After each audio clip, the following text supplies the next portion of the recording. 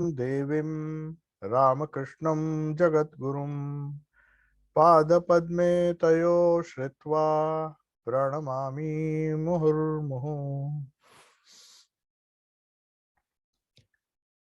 So we were discussing the divine play of Srima Sharda Devi, who is a center around which Swami Vivekananda hoped that women, not only in India but all over the world, would rally around and give rise to what he termed as the total empowerment of women, physically, mentally, morally, and spiritually.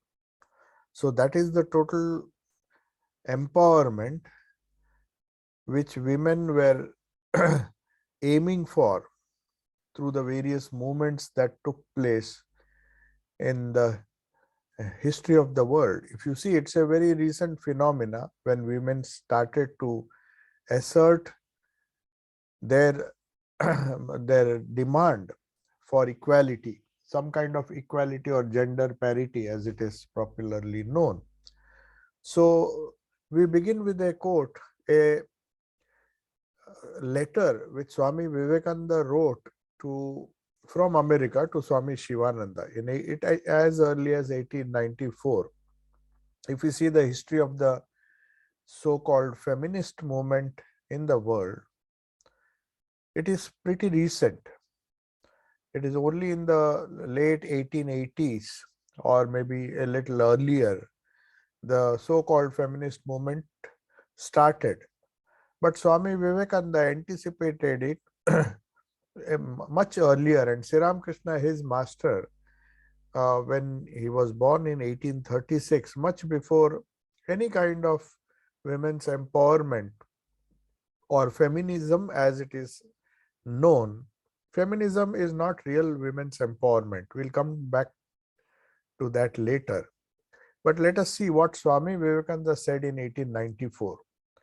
So, referring to the divine life of Holy Mother Sri Sharda Devi, Swamiji says every word is very important in this writing of Swamiji, which I'm quoting from one of his letters he wrote to Swami Shivananda from America. He said, "You have not yet realized how precious Holy Mother is. She was living an apparently very simple life in a very simple rural setting in those days. She had not even shifted to Kolkata. Now and then she used to stay here, but after the passing away of her master, of her husband, Sri, or spiritual consort, if you may say so, Sri Ramakrishna, whose divine life also we are discussing on Thursday. Every Thursday we discuss Sri Ramakrishna and his spiritual consort, Srima Sharda Devi, on Tuesdays. Because both these lives, unless you study their lives in the light of each other, it is very difficult to understand the significance of both.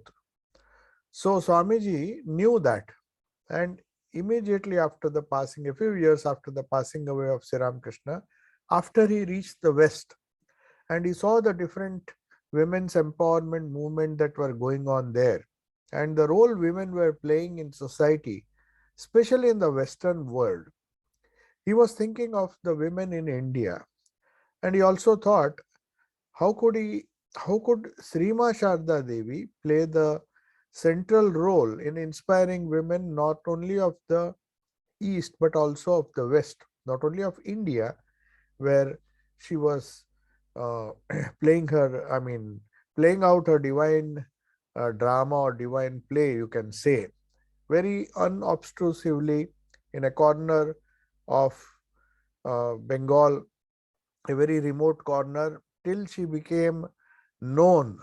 In 1953, she was known all over the world because of the various biographies that were published. First, the Bengali biography in 1937, which was written by Akshay Kumar Sen a few 15 years or 17 years after her passing away, after her Mahasamadhi. But the real biography, the proper biography, was written only in 1953 When the Ramakrishna mission celebrated her centenary in a very big way all over India and all over the world. So at that time, people realized the greatness of Srima Sharda Devi as an ideal for modern women. Not only she was not only the last of the old order of women in the world, as Nivedita pointed out, but as Nivedita said, that she may be the first of the new order of women in the world. So, what does it mean? What does this mean? How can Holy Mother Sri Sharda Devi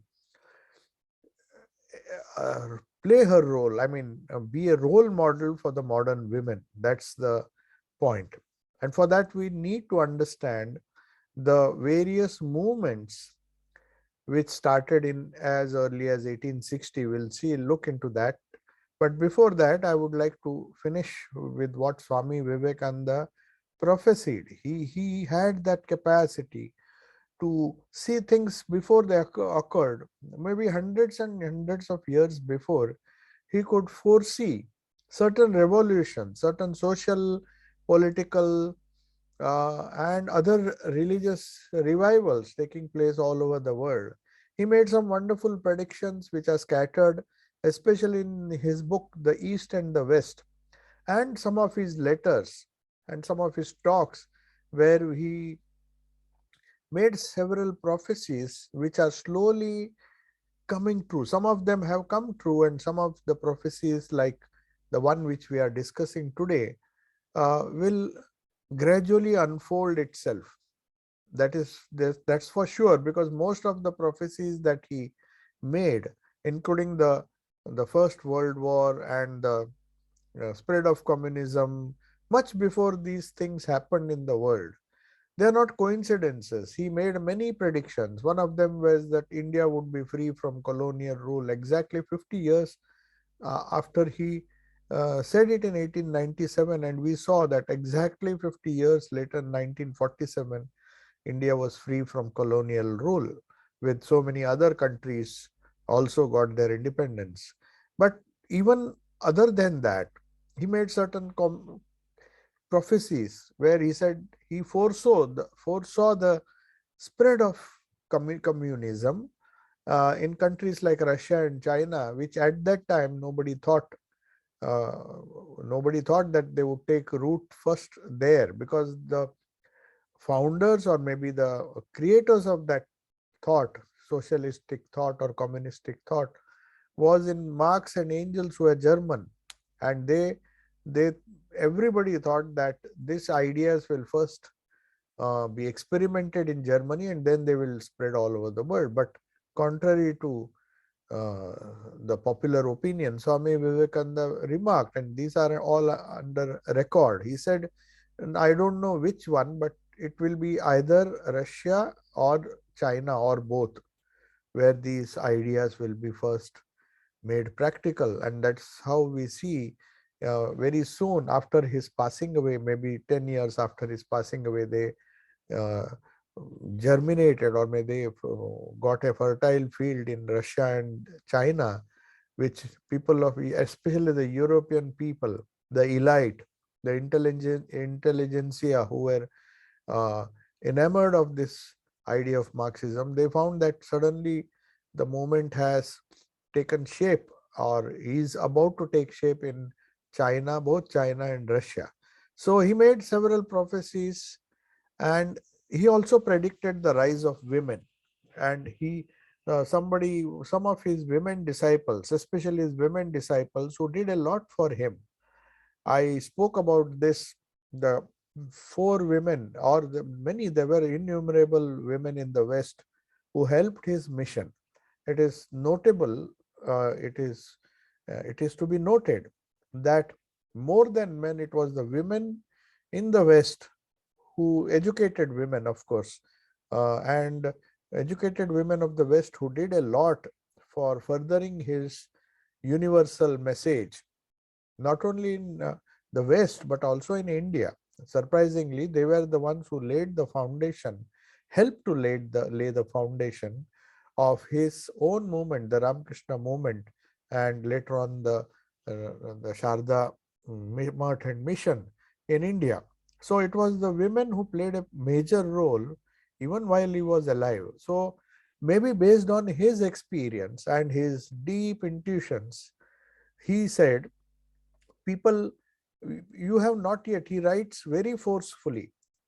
Holy Mother was practically unknown. We should remember that. In 1894, she was just going on pilgrimage with a small group of women around her and maybe one or two disciples of Sri Ramakrishna who were taking her from this different, from place to place, different places of pilgrimage, and she was staying either in Jairambati or Kamarpukur, her Sri Ramakrishna's ancestral house. But she was moving like a wandering monk would do in India. Though she had uh, many of her relatives and other women devotees with her, she was always moving. And finally, 1909 or 1910, she was able to settle down thanks to Swami Shardananji in a place of her own in Kolkata.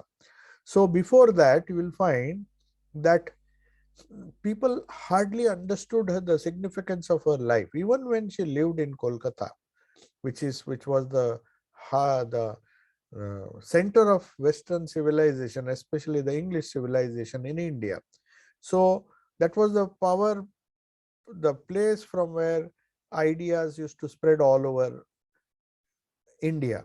Not only the Western culture, but also the nationalistic movement took shape there, and that is where Sister Nivedita came and helped Swami Vivekananda's mission to revive that nationalistic spirit in Indians, and also the revive art, culture, history, and create a sort of self pride in the people of India. So without these Western women disciples of Swami Vivekananda, who contributed so much, that makes us think, what was Swami Vivekananda's idea of women's empowerment? And he gives the answer here. He says, brother, there will be no salvation of the world without the help of the divine power. Divine power here means Shakti. Divine power. Power is often mentioned as feminine. In India, there is a Purusha and Prakriti. The male principle is always associated with the consciousness, and the feminine principle is the divine power. If there is to be creation, there is to be action in the world, there are two powers. One is the consciousness or the awareness behind creation, and then there is the Shakti or the divine power, which gives rise to manifestation, whether it is trees or the animal kingdom or anybody, or the human, which includes human beings. It is the woman who is at the center of the creative power. She is the creative power personified.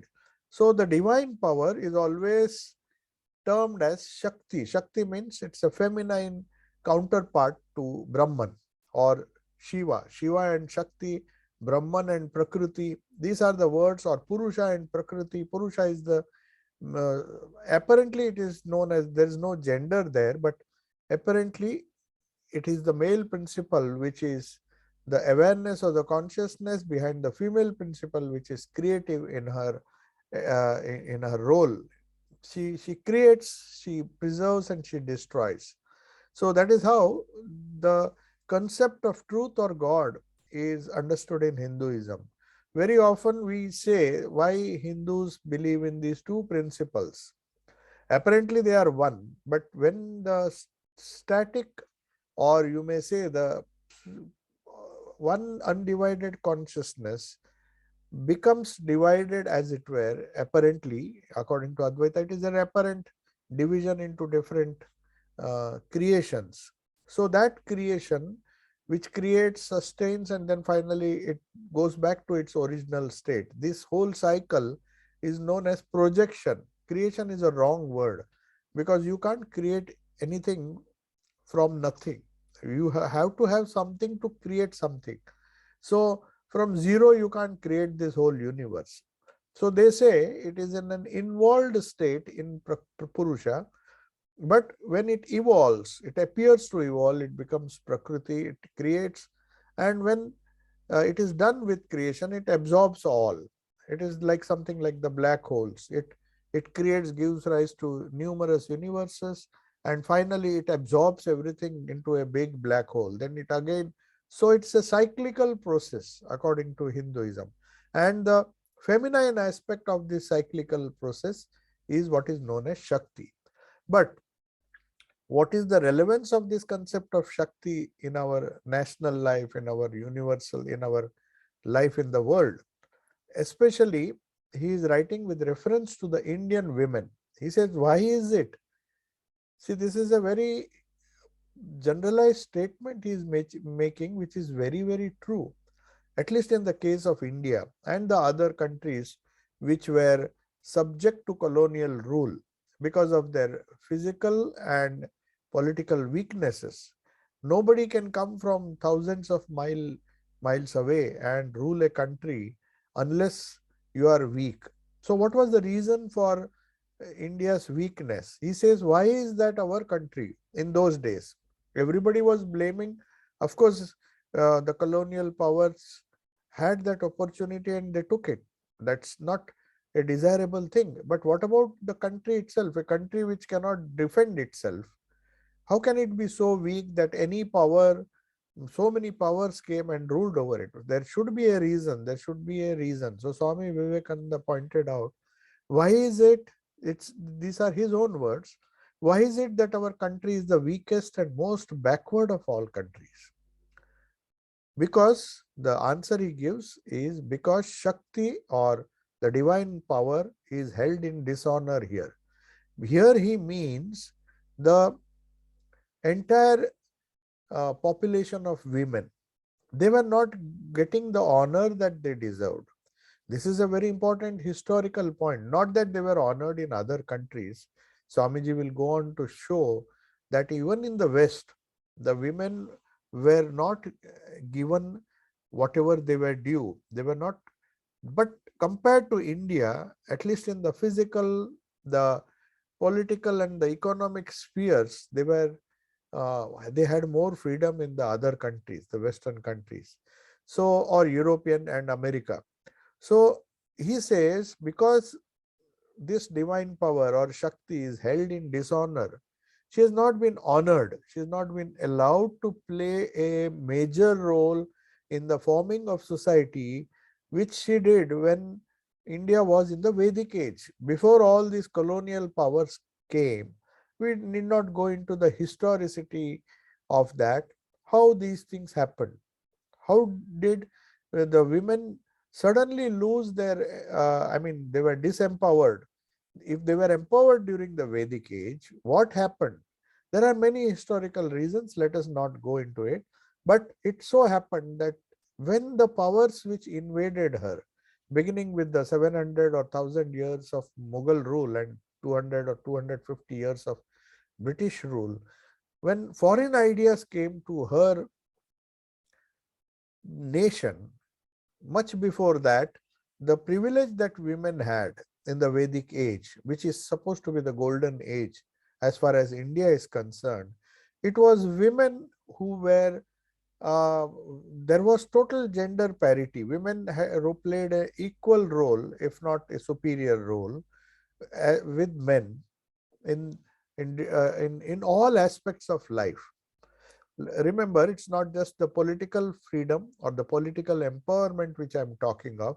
She was not only economically, she was part of the family and part of the family tradition, which, and she took part in all the roles which a male did, including religion. That is the main thing.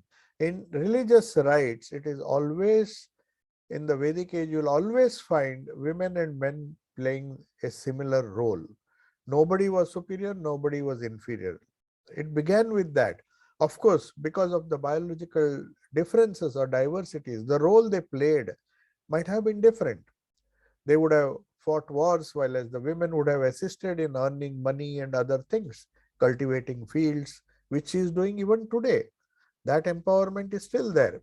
As far as certain physical characteristics are concerned, maybe the men played different roles, but she was given uh, a equal role.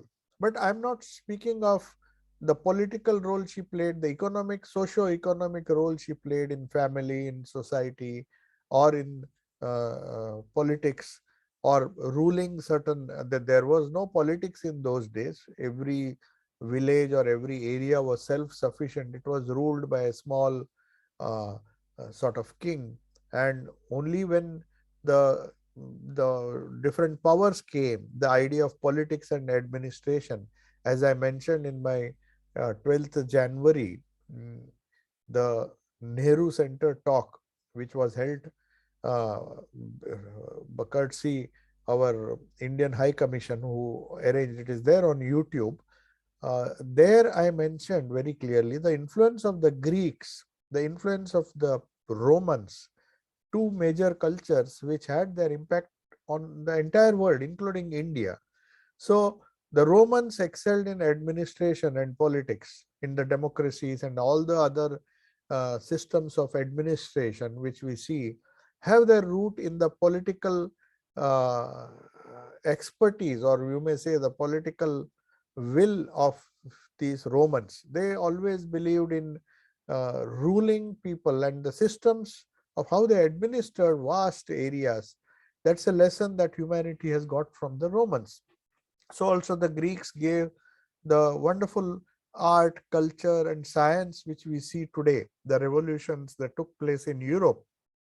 The Greeks gave uh, a lot of uh, creativity. When they showed a lot of creativity in excelling in this arts, sciences, which finally resulted in the Renaissance movement in Europe, which spread all over the world, including America and other countries. So wherever this influence of Greece was felt, it is in the field of art, science, and culture. Whereas in India, the dominant note of its nation, whether it was politically won or divided, the dominant notion or dominant idea that held the country together was its spirituality. India never gave up its spirituality, and Swami Vivekananda knew that till India holds on to this spirituality as the core value of our nation, it will never be destroyed. He showed it that all the other cultures, Rome, though they made politics and administration their base, the entire Rome, which was ruling once upon a time many countries of the world, they had their political influence all over. But because of some defects which came, because because of their cruelty, Swamiji said you have to see that every culture has a positive side and it has a negative side as well. The positive side was strength of politics and administration, but the negative side was some kind of cruelty, which is associated when you try to force your rule upon others. When you conquer others, you have to do it through cruelty. That is what history shows. So when Rome did not take care of the negative aspect of her politics and administration, which was cruelty, the whole civilization collapsed. So also the Greek, the wonderful Greek civilization. Now Greece is just a small state in Europe, though it has contributed a lot. The Greek philosophers, the Greek scientists, the fundamentals of science were shown here. So, and the idea of beauty, which the sculpture, the paintings, and many things which were inspired in Europe because of this Greek culture, the ancient Greek culture. So Swami Vivekananda points it out in at least two places in his complete works, that it is these Greeks who gave the world, but themselves did not, as a race, they were a little frivolous in nature. So they thought pleasures, that pleasure seeking attitude, that materialistic attitude, that the world is all in all, let us enjoy and have fun, that frivolous nature of theirs, that was their undoing, and that led to their degradation and decay. So Swami Vivekananda said, when you come to India or the Orient, which where all the true spirituality was their obsession, not that they did not believe in politics and administration like the Romans, They also had their own kings and powerful monarchs who ruled all over India and also the whole subcontinent. Kings like Ashoka, kings like Chandragupta, and many other emperors were there. They also had their day just before the Mughals came. They also believed in politics and administration. They also believed in arts, sciences. A lot of arts and sciences were developed, especially after Buddha. The Buddhistic movement, Buddha was, of course, born in India. He was the one who, after him, we will find a revival in philosophy, in arts, in culture, in even in science, in the field of sciences. Lot of discoveries were made.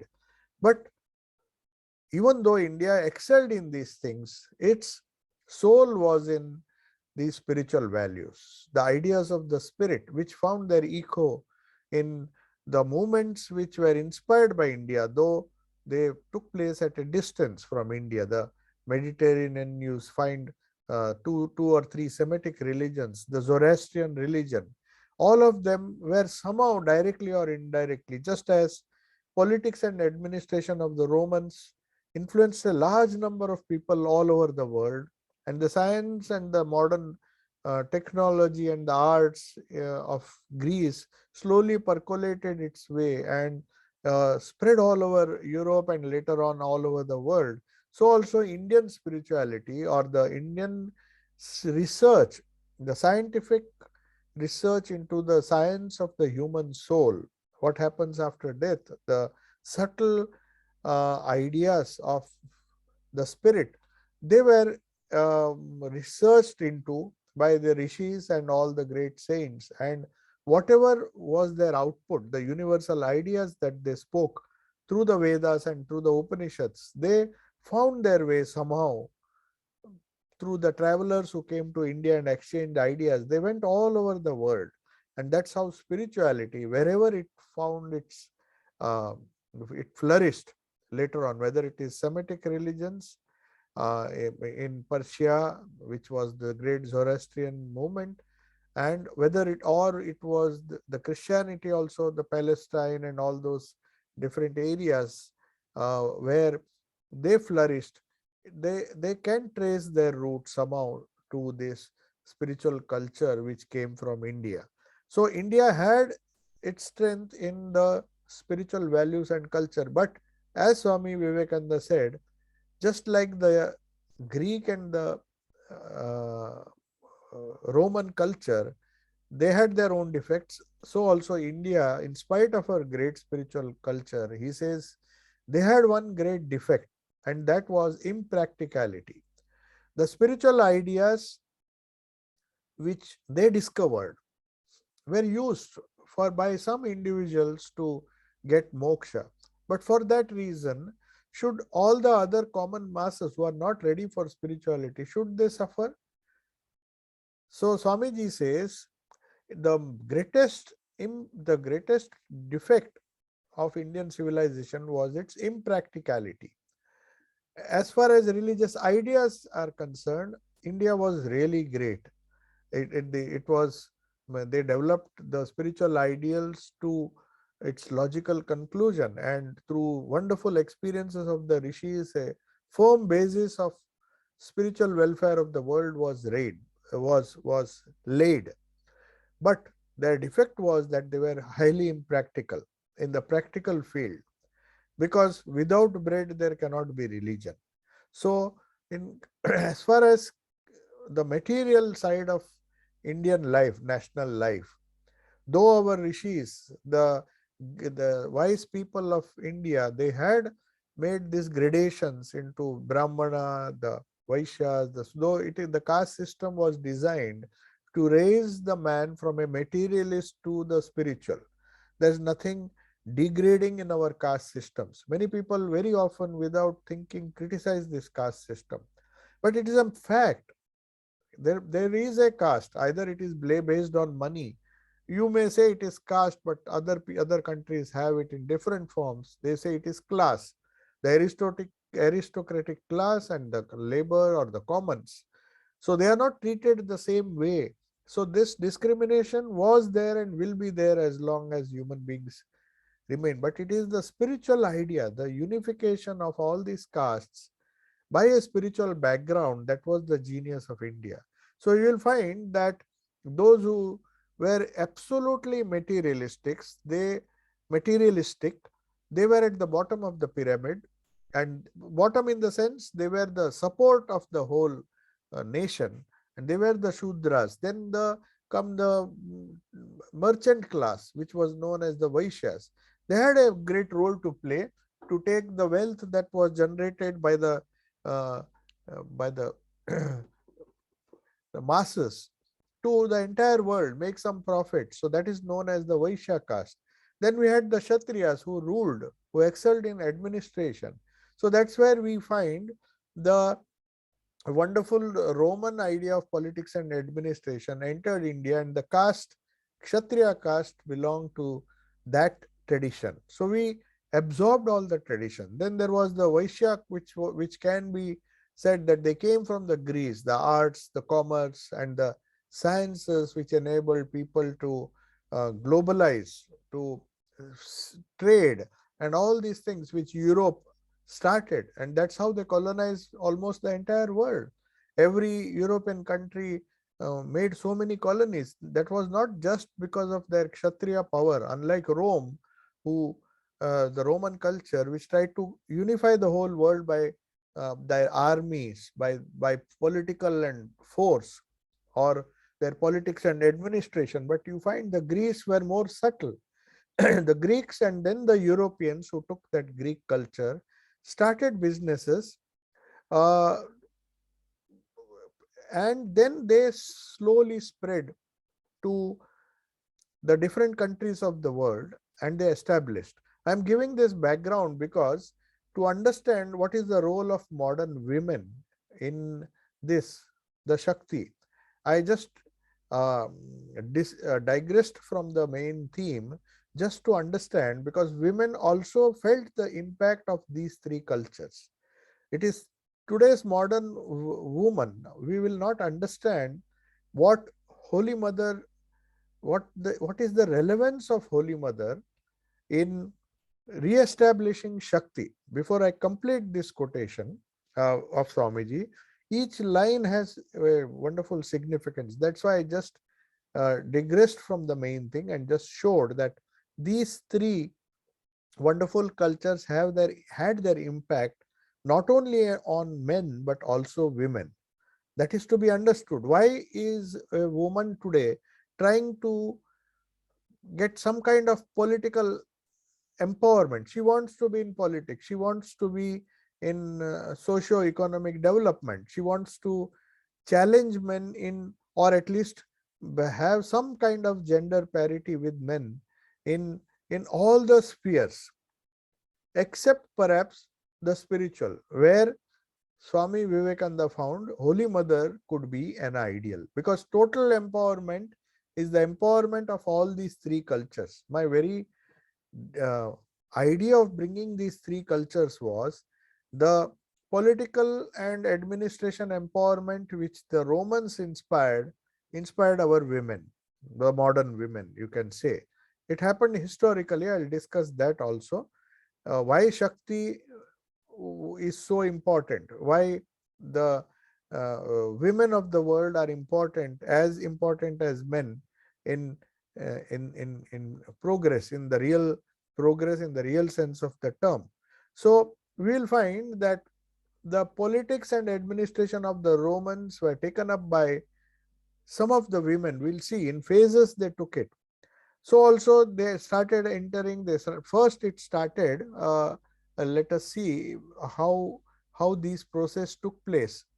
We find, before I come to Swamiji, let me finish with Swamiji's quotation first, because that after finishing that quotation, we'll see the history of women's empowerment, and then we'll understand why Holy Mother is relevant to us. If she was an ideal for the older generation of women in India, or especially India, then the Western woman will question, what has Holy Mother's life to do with us? We are working women, we are politically empowered women, we are scientifically, technologically, uh, as the Greeks did. We have empowered ourselves even in those fields. There's not a single field left where women, even in the army and the Kshatriya, police and all, you will find women. So what is lacking? Why is still the womanhood is feeling that she needs more empowerment? What was lacking is being supplied by the personality of Srima Sharda Devi and her message. So Swami Vivekananda says India suffered because Shakti was held in dishonor here, especially in the socio-economic and political fields. She had practically no role to play. But in spirituality, it was not the case. So that's why he says Holy Mother has been born to revive this wonderful Shakti in India and making her the nucleus. Once more, Gargis and Maitreys will be born into this world. So what do you mean by Gargi? Who was this Gargi? Who was this Maitreyi? So then he continues, we'll discuss that. What was the role Gargi played and Maitreyi played in the Upanishads, how they were powerful women who could understand and experience spirituality just as men would do. There was no distinction between men and women. Gargis and Maitreys, they were the wives of two wives of Yagnavalkya, who inherited not only his property and other things, which is the sole concern of women now, how to inherit the physical assets, the other things, how to have a right in property, how to have right voting rights, how to have different rights in the world. But what about the spiritual rights? Is a woman empowered? Does she have the spiritual right to do exactly as men? So this was what Gargi and Maitreyi, the Maitreyi especially, she she demonstrated. She said, Gargi of course was not Yagnavalkya's wife, Maitreyi, and there was one more. But these women sages, they showed, the women rishis of the Upanishads, they showed that they were as competent and in some cases better than men. They could even defeat men in as far as spirituality is concerned, as far as spiritual experiences is concerned. So without the grace of Shakti, Swamiji continues, nothing will be accomplished. So now he explains what does he mean by that. What is the grace of Shakti? So he says, in America and Europe, what do I find in America and Europe? The worship of Shakti, the worship of power. In what way? Yet they worship her ignorantly. That means he does not approve of the worship of Shakti that is done in the West. That is an incomplete agenda. If we want real women's empowerment, we cannot take up this European or American model. He says they worship Shakti and they definitely worship Shakti, which India had neglected in that intermediate period after the Vedas, and yet they worship her ignorantly through sense gratification. So women is worshipped, she is even idolized, and people honor her artificially, of course, in the West, because that's why they say the better half in a family, in a when husband and wife, the husband has this tendency to say that she is the better half. So they are glorifying, they are worshipping Shakti, but the better half is not in the spiritual sense. As far as spirituality is concerned, women never had a role to play, especially in the West. They had a very, very secondary role. And even today, politically, economically, and socially, they may be climbing the ladder, but spiritually, they are still at the bottom. I mean, not at the bottom, but they're not empowered the way they should have been. So he says the Western women, where they worship Shakti ignorantly through sense gratification. So it's a question of the fairer sex, as it is known. The fairer sex women are, so they are very gross. The Western civilization was very gross in her in their approach to women's empowerment. That is what Swamiji is pointing out. He says there's nothing wrong in that, but it is incomplete. And that is why, because of ignorance, they worship her. They try to put her on a big pedestal just because of the materialism or the grossness they feel and the sense gratification they feel. So then he says, imagine what a lot of good they will achieve, the Western people, the Western women especially, when they will, when they worship her, not just raise her because of her, because of some material reasons, to highlight her, to adore her, just from the gross point of view, but if they worship her with purity, looking upon her as mother, as Sri Ramakrishna did. So that is what Swami Vivekananda said, that this was the major uh, uh, role which Holy Mother had to play, and which Sri Ramakrishna wanted Holy Mother to play and inspire the true women's empowerment. This was understood only by Swami Vivekananda, not the other disciples could not understand the significance. They thought Holy Mother Sri Sharada Devi was just a spiritual consort of Sri Ramakrishna, and they did not understand that she had a greater role to play than even Sri Ramakrishna in establishing this Vedanta, the practical Vedanta, especially in the field of women's empowerment. Now let us see, we have to digress a bit and go to see what the Western women's empowerment did, just to understand what how women's empowerment took place in the West, and how it was and it will be complemented by Srima Sharda Devi's life and message. That will show very clearly, in the light of what the Western women did, how the spiritual empowerment of women can be complemented. What the West has done is fine: equal education, equal opportunities, socially, politically, people have been fighting. So how did it all start? It was not very, it is not of, if we see history, how this women's movement came. I'm particularly referring to this because the I was asked this question, that Swami Vivekananda was a feminist. So that was the question which was asked to me during this Nehru. I found that how people confuse. I mean, it is partially true, but not in the sense feminism word is used in the West.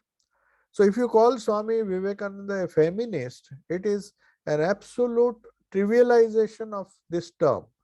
Feminism means something very high in the Indian culture. And as far as Swami Vivekananda is concerned, he did not believe in that kind of feminism, which was just a woman fighting for her rights and somehow managing to get a few crumbs. That is not how feminism will take place in the world. So we have to understand that there was this man, Charles Fourier, who was a socialist and a French philosopher, who first coined this word feminism. We have to understand what this feminism is in the Western context before even we try or attempt to evaluate the role of Holy Mother, how modern she was. How can she be a tremendous inspiration to our modern women? I'm repeating again, Holy Mother as an inspiration to our modern women who have been empowered in the Western way.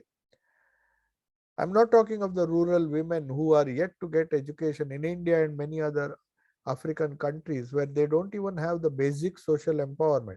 I'm talking of those women, especially in the West and the so-called modern civilization, where she has established a parity as far as social, economic, and political empowerment is concerned. We had wonderful statesmen, wonderful politicians from among women. We had great scientists. We even have great scientists, technocrats, managers, and CEOs of big companies. Everything is there. And uh, but still the women do not feel empowered. Why is that? The first one to raise the voice on behalf of women was Charles Fourier, who was a French philosopher. And in 1837, see, mind you, India empowered her women long before 1837. It is the Western civilization only started empowering her in 1837. And till 1960s, you still find women were not empowered. So that's why it's necessary to understand how women's empowerment gradually unfolded and has reached the stage it has reached today. They say basically there are 3 or 4 waves when women decided that they will take matters in their own hands and empower themselves. So even before the idea of spiritual empowerment of Shakti, as Srima Sharda Devi demonstrated, is understood. We can't even understand the divine play of Srima Sharda Devi and her implications for modern women especially, without understanding what were the attempts made by this Western people, by the Western civilization. The French philosopher first created this word feminism in 1837, and it first appeared in France and Netherlands, not any other country, in 1872. And in 1890s, it came to Great Britain, very much the time when Swami Vivekananda, see the coincidence, he came to this country in 1895, and that was the very period when this feminism was gaining some foothold. Just about, people were still not allowed the freedom to vote, so nor were they allowed to study in universities with men. So this first in Great Britain, in France and Netherlands, who in 1872 they started empowering, this idea of feminism started taking. They were not empowered, but they had started thinking about it. So, and in United States it came much later, contrary to the popular opinion, where United States is supposed to be the founder of this modern feminist movement. No, it was Great Britain in 1872. Much later, Great Britain in 1890, and before that France and Netherlands in 1872. The United States first started, the feminist movement started there in 1910, as late as 1910. And see the coincidence, it is in 1910 that Swami Shardanandji first built a house which is known as Mayer Badi, the mother's house as it were. So that was a signal perhaps to the American women at least, that here is a ideal whom you can consider as a fully empowered woman in the proper sense of the term, not as they thought.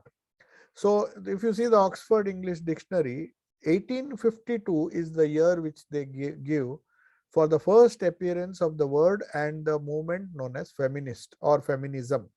And 1895, for the first time, this word feminism, just as we had socialism, humanism, there are so many isms, and the West is famous for their ism. Though they do not go deep enough, it's all superficial because that is how material civilization has developed. If you have a gross approach, the results also will be gross.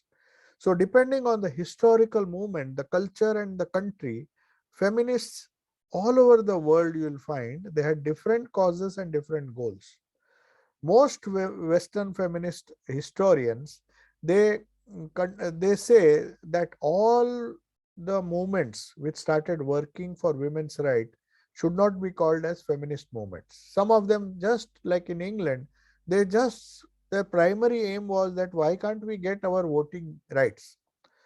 The suffragette movement which we find here, that was mainly to get political rights. Why can't we vote as a woman?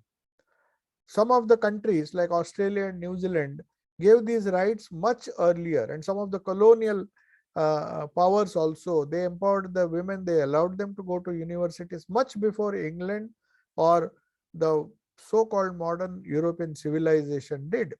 So we have to understand this. It's not that only India neglected her women.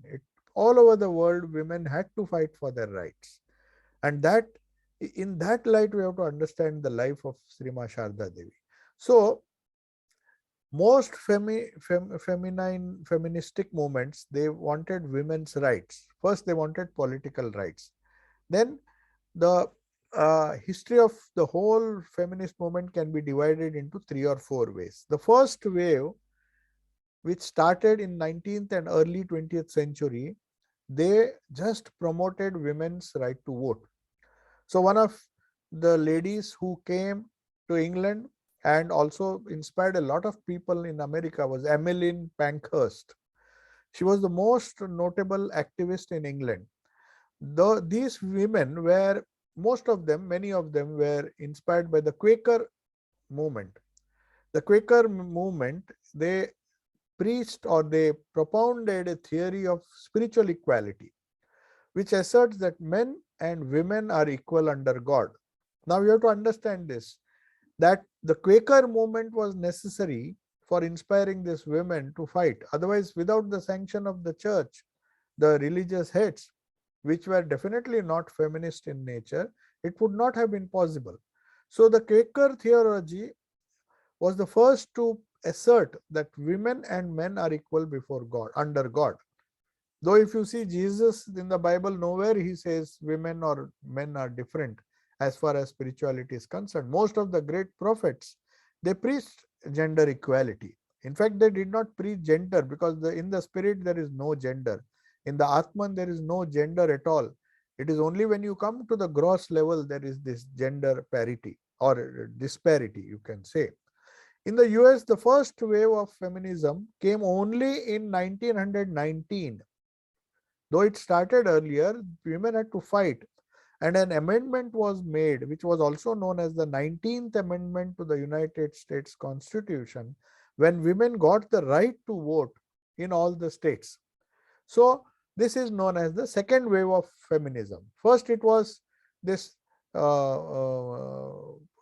this first movement, the first wave, just was concentrating on the rights to vote.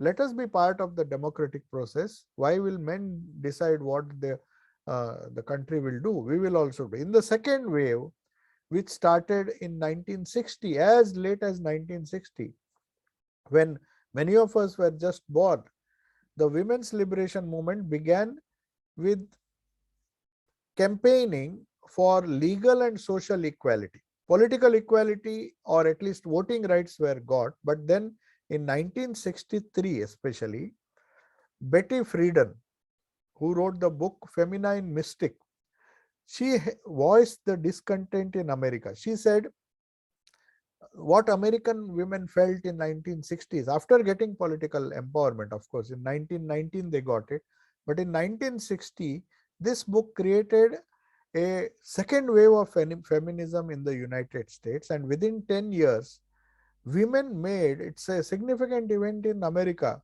the half of the first world workforce. They started getting jobs, they started empowering themselves from 1963, when she wrote the book, till 1973. This was the height of the second wave of feminism, when half of the workforce in United States and many of the other countries, modern European countries, they were 50% of the workforce in industries, in business, in politics, everywhere 50%, at least 50% were women. And now the third wave came in 1992, which is more recent. Of course, it is credited to a lady from America, Rebecca Walker, who wrote an article, and that was beginning the third wave in 1992. So you can imagine how recent this women's empowerment is. 1992, more than 100 years after Sri Ramakrishna passed away. This feminist movement, the political movement that took place in all over the world, is just a recent phenomena. So we'll find that before we discuss what is Holy Mother's role to play, I just took the liberty of discussing the different feminist movements. Then we will now, when we discuss on next Tuesday, we will find what is the role, how powerful Sri Ma Sharda Devi is, not only in the spiritual field, but she laid the foundation. This has to be understood properly for modern civilization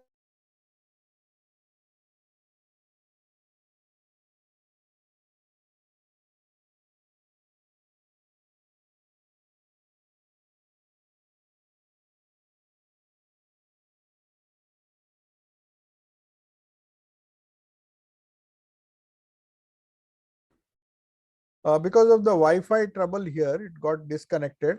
So now we'll conclude. Anyway, we are running short of time. We have already exceeded.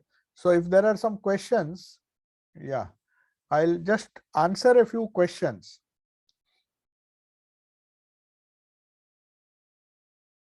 Yes.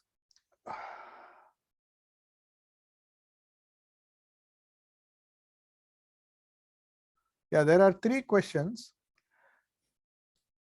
Please say more about nothing comes from nothing. The first evolute is darkness, a kind of nothing, isn't it? The first evolute is not darkness, definitely not darkness. It is before the creation started, according to Indian philosophy, the Rig Veda. The first, when creation came, before creation, darkness was hidden within darkness. But then from that darkness, light came. Just as in physics we say it is the dark black hole. The concept of black hole is that even light cannot escape from that. So I'm not talking of the physical light, but darkness enveloping darkness means everything is in potential form. And when it starts creation, when the creation starts, you will find that the light or the light of creativity slowly spreads all over the world. So that is the idea. So nothing cannot be come from nothing. I mean, unless that light is there in potential form, that creativity, that Shakti is avyakta. In Vedanta, we use the word avyakta Shakti, avyakta Maya, or avyakta Shakti, avyakta Prakriti. Prakriti also is in a stagnant form or maybe dormant form when it is united with the Purusha. But when it manifests, it doesn't come out of nothing, it is there. We always say creation is a projection. Just as a spider's web creates a web by its own chemicals which are inside the body, it doesn't get it from outside, it does not create web, contrary to the popular Semitic theory that God created human beings and all this world using some materials. Where were the materials? If materials were there, then why was I mean, what is the role God plays? So there are many questions which science seeks. So the science only can believe that there cannot be a cause without an effect. There cannot be an effect without a cause. So if there is an effect, if creation has taken place, it was hidden within the cause. There is fire in the wood, but you have to light it and then the fire comes out. It is already hidden inside the wood or the inflammable materials, the oil and other things. But that doesn't mean that there will be fire, the manifestation will be there. It is just a projection which we see now, which was not there before. So nothing cannot come out of nothing. I mean, there is no such thing as nothing coming from nothing. It is everything coming out of everything which is condensed in Brahman. Brahman is everything. That's why Swami Vivekananda did not like the Shunyavada of the Buddhists. So he said, very clearly he said, God alone is, God alone exists.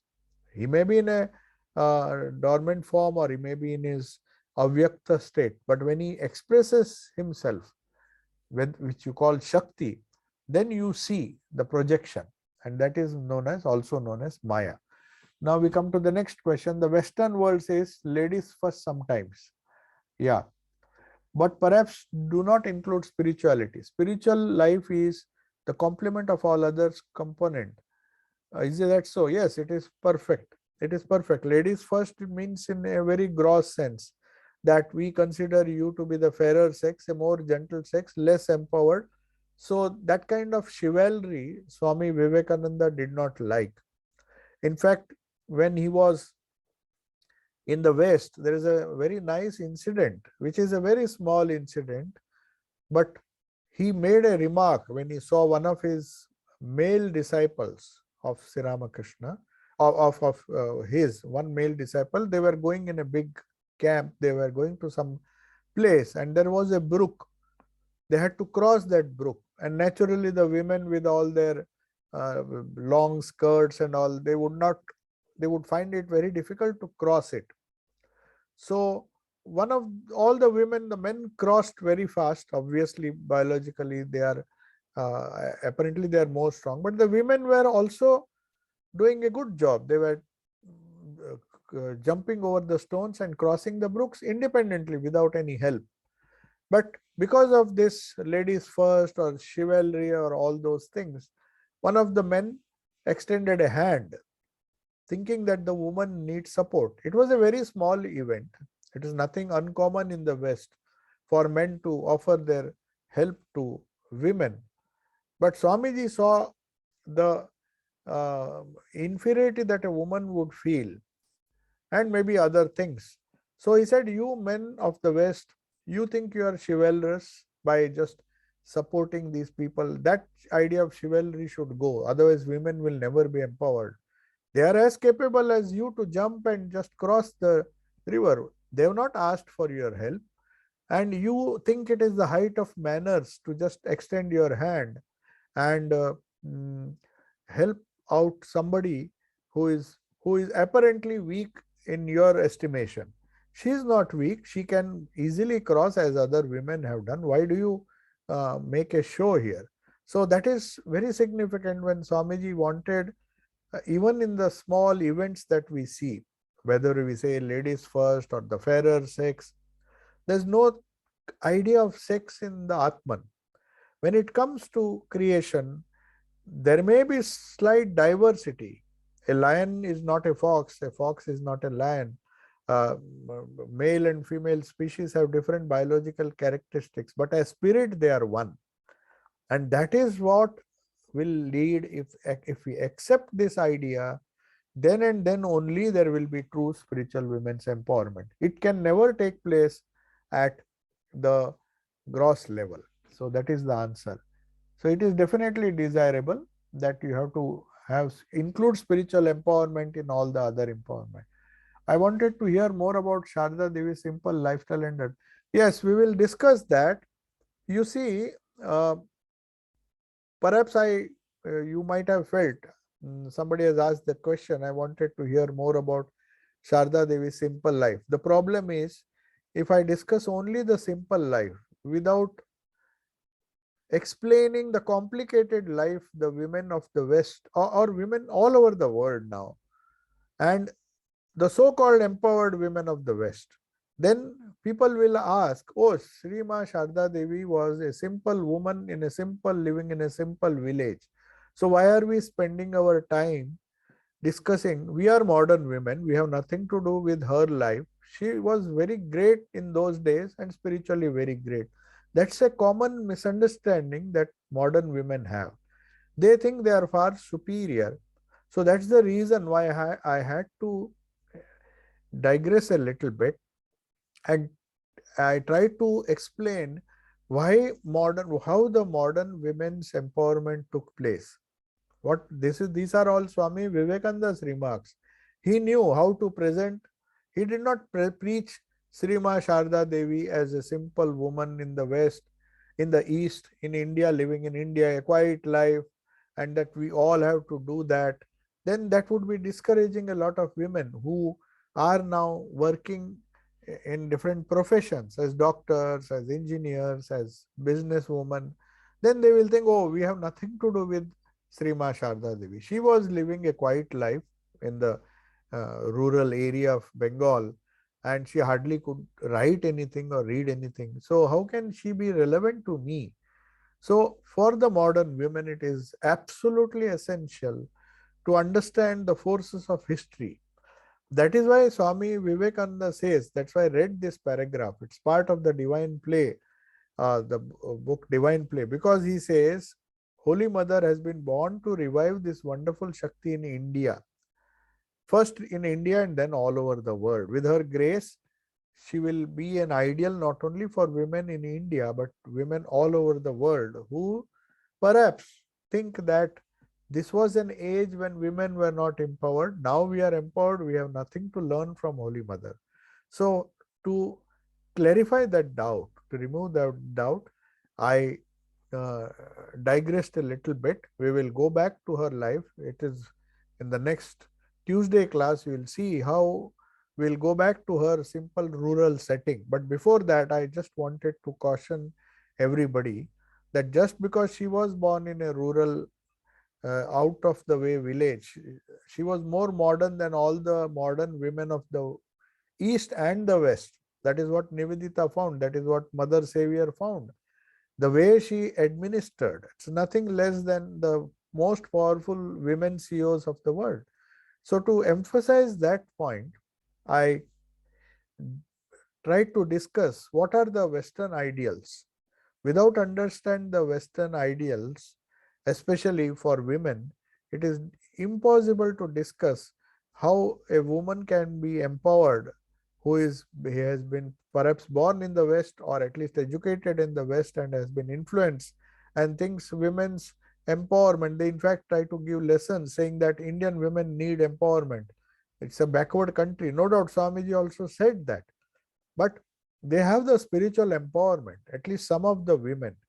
And if you have that, then you add economic, social, and other empowerment, educational empowerment to them, then they will be perfect women. And for that, Sri Ma Sharda Devi is a role model. How she is a role model will be the subject of discussion in our next few classes. Then we'll go into her biography. Yeah. So I'll take your leave. Om Shanti Shanti Shanti Hari Om Tat Sat Sri Ramakrishna Arpanamastu.